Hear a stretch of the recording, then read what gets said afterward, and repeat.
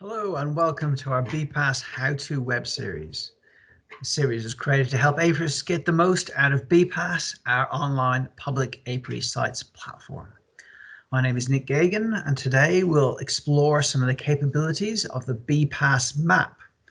We can look at how we can use it to better understand potential apiary sites, or indeed to better understand the existing sites that you may have a permit for.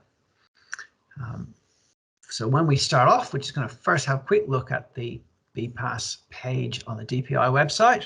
So if you use any of the usual search engines, you can find the DPI BPAS page. On that page, you'll find quite a lot of information and links around getting access to BPAS, contact details if you're having some issues, a short introduction video, and also links through to the public BPAS map, as well as the BPAS help page. And have a quick look at the BPAS help page, because this is a really useful resource for you as you're getting up to speed with BPAS. And it has a list of all the main sort of features and capabilities of BPAS and how to use them. So that includes some screenshots and step-by-step instructions on how to use the site.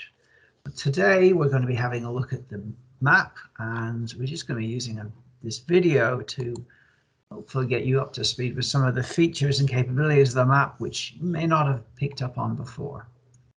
So we've got a link here under apiary sites map to the public BPAS map. So when it first opens up, it'll give you a view of the whole of New South Wales, and it'll display almost 10,000 apiary sites available and potential sites, and as well as occupied sites. So it takes a couple of minutes to zoom to load up, and then we can navigate around the map. So if you're looking for a particular location on the map, your main options are to zoom into the map. So using this plus or minus button on the top right, you can just get much closer into the map and see a lot more detail. And you can zoom back out again as you like. You can use your cursor to just drag the map around and go to different locations in the map. Or the other alternative is use the search function. So you can use, for example, let's have a look at Pilliga East. So first thing that comes up is a number of sites which have got Pilliga East in them. So these are individual apiary sites, so Pilliga East 1001, etc. Top results come up for there. We've got the conservation zones, that's the national parks area. And then scrolling a bit further down, we'll find a site. So we have selected a location, so it's zoomed straight in. Now again, we can use the zoom buttons to zoom back out again. And on the site, so on the map, we can then choose a site that we want to look at in more detail. So if you actually select a site, it'll give you a bit of high-level information about it to help you to identify them. You can see if actually there's already some holds or applications. So if you're thinking of applying for a site, then if you know that there's a hold or application, you may be able to apply for the site, but the person in front of you in the queue will get preference until they have completed the transaction. So that may mean that you can apply and be in the queue, and you'll be notified if the apiarist takes up the permit, then your application will be declined. If they do not take it up, or they cancel their application, or they refuse their application for some reason, you'll be next in line. So if we close this box, it's still highlighted, which is quite useful, so you can see the boundary. So the sites which are potentially available as apiary sites are identified with a purple apiary range, or purple cross-hatching, and it goes from top left to bottom right if you're colorblind. And the occupied sites are displayed in grey and go from top right to bottom left in terms of the hatching. So let's just zoom down into this site. So the default map within BPAS is a fairly simple map, but a lot of apiarists we know do like to use the New South Wales topo maps, so they're familiar with the historical maps and have been using those for years. So that is an option that we've got available to us. So if we click on this little icon on the top right, it gives you a list of potential maps that you can switch to. So if we go down and we select the New South Wales topo and we click on that, then it is going to switch to the New South Wales topo map. So already you've got quite a bit more detail displaying, including more geographical features such as peaks and also smaller road names, etc. And the way the map works is that further out you are, the less detail you'll have because it's got to fit more onto the screen. But then when you zoom in, you'll get more and more detail as you go down towards it. So the next feature we're going to look at is how you can clean up the screen a little bit. So for example, you may not want to actually see the Apiary sites information, so you can just turn that off. So that instantly gives you a much cleaner map and allows you to, it's easier to read some of the road names, and it allows you to see a bit more on the map. And these lines here are original grid lines from the old topo maps. And then overlaid on that, obviously, we can see the boundary of the site that we selected before.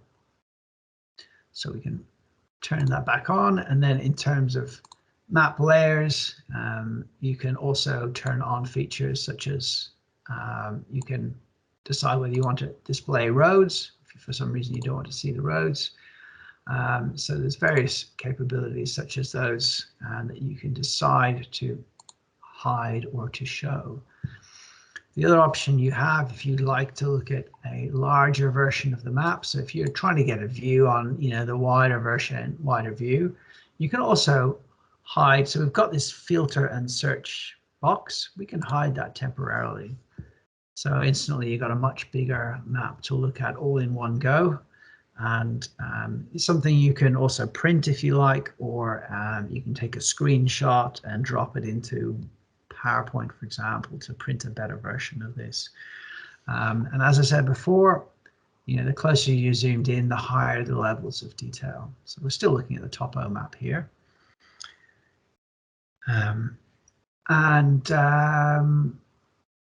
Hopefully this gives you an idea of some of the capabilities that are available in the map. The other one we'll look at is the aerial imagery. So again, let's scroll down. So if you are looking at a potential site and you thought you might try and, before you visit it, try and identify a potential set down site. And again, let's turn off some of these layers. And these shaded areas are the exclusion zones, so we can turn those off as well, just so we can get a clearer picture of the map. And that might help us to identify potential access areas. It doesn't look like there's a great deal of access here at all. Potentially this might be some sort of a track.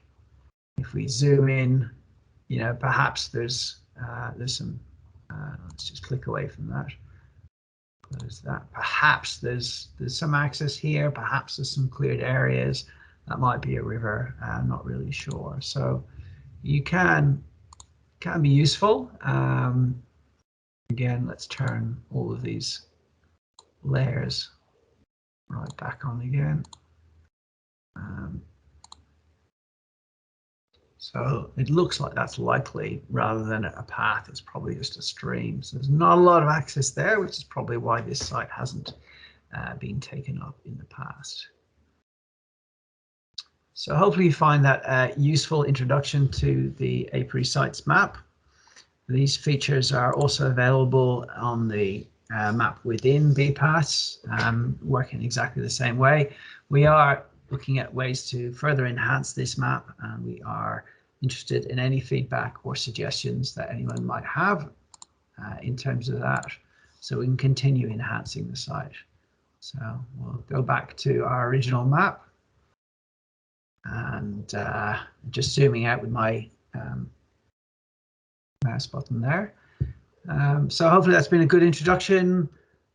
Feel free to get in touch with us with any suggestions or questions, etc. And do use the how-to page to get step-by-step instructions on the various capabilities of BPAS. Thank you.